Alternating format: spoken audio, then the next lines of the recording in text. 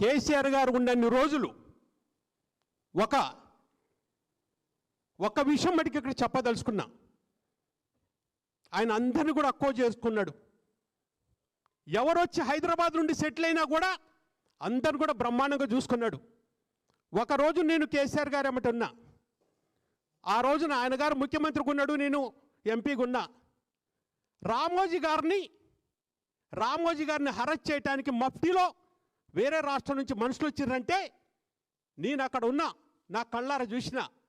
ఆయన ఒకటే అన్నాడు, నా రాష్ట్రం నుంచి ఎవరిని కూడా తీసుకుపోవటానికి ఒప్పుకోం, ఎవరు కూడా ఇక్కడ నుంచి టచ్ చేయడానికి వీల్లేదని చెప్పేసేసి ఆ రోజున గంటన్నర సేపు ఆ రోజున రామోజీరావు గారు మహానుభావుడు, ఆయన ఒంటి మీద చెయ్యి పడకుండా కాపాడినటువంటి వ్యక్తి కేసీఆర్ గారు.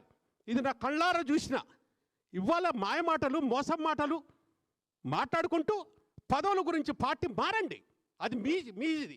కాకపోతే మీరు ఇక్కడ మట్టికి ఇక్కడికి వచ్చి ఇష్టం వచ్చేట్టు మాట్లాడటం కరెక్ట్ కాదని చెప్పుకుంటూ ప్రజలందరినీ కోరుకుంటున్నా.